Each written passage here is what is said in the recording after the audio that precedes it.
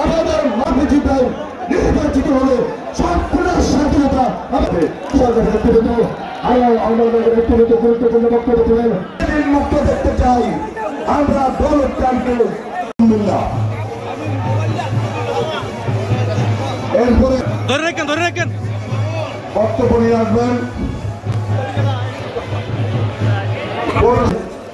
সকলের প্রচেষ্টা মিছিল এসেছে, আমরা শুভেচ্ছা জানাচ্ছি।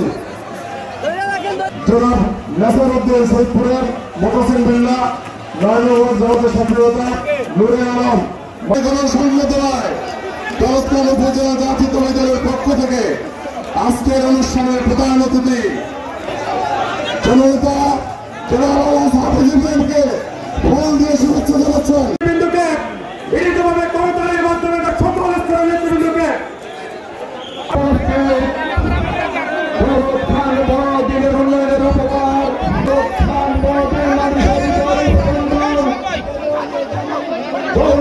আমার নিজেরও কথা থাকলো, আমাদের যেসব ছেলেমেয়েরা যোগ্যতার পলিটেকনিক থেকে, স্কুল থেকে, কলেজ থেকে যার যোগ্যতা দক্ষতা অনুযায়ী তাদের জন্য অবশ্যই আমি তাদের কর্মের সংস্থান করবো, যেটা আমি অতীতেও করেছি, এখনো আমি করতেছি, ইনশাআল্লাহ ভবিষ্যতে আমি একই কাজ করব। আপনাদের এখানে আগমন আমাদের নেতা জনাব হাফিজ ইব্রাহিম, ভোলা থেকে আগত বিএনপি নেতৃবৃন্দ, আর এই মহাসমুদ্র, আমি কি বলবো এটাকে, এটা কি জনসমুদ্র না কি? এত মানুষ যে এখানে থাকতে পারে আমি কল্পনা করি নাই।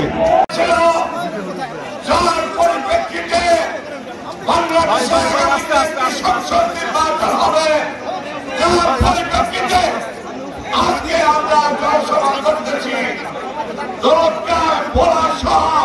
সারা বাংলাদেশের যে সমস্ত বুকের তাজা রক্ত দিয়েছিল সেই শহীদ ভাইদের আত্মার মাগফিরাত করে থেকে একটা মানুষের জন্য শুধু দোয়া আর শুভকামনা নিয়ে এসেছি, আমাদের জনাব হাফিজ ইব্রাহিম আঙ্কেল। আমি তাকে সাধারণ নেতা মনে করি না। আমার মনে আছে 2018 সালের ইলেকশনে চরম নির্যাতন, চরম প্রেশারের মধ্যে তিনি নিজেকে কেমন করে টিকিয়ে রেখেছিলেন। আল্লাহ রহমতে হিসাবে হাফিজ ইব্রাহিমকে আমাদের কাছে পাঠিয়েছেন, তার অবদানে আজকে এই মাহফিলের বক্তব্য দিচ্ছি। আমরা আপনাকে বেগম খালেদা জিয়া 96 সালে অভিযোগ দিয়েছে, 2001 সালে অভিযোগ দিয়েছে, 2018 সালে অভিযোগ দিয়েছে, এবার আপনার প্রতি আস্থা রেখেছে। প্রতিষ্ঠা করেছেন, হাফিজ ভাইকে দিয়েছেন, হাফিজ ভাইকে দিয়েছেন। অতএব আগামী দিনগুলিতে কাজ হলো আমাদের, আমরা 2 হাত থেকে দেখে দিতে চাই। আগামী দিনে আমরা হাফিজ ভাইয়ের পাশে থাকবো।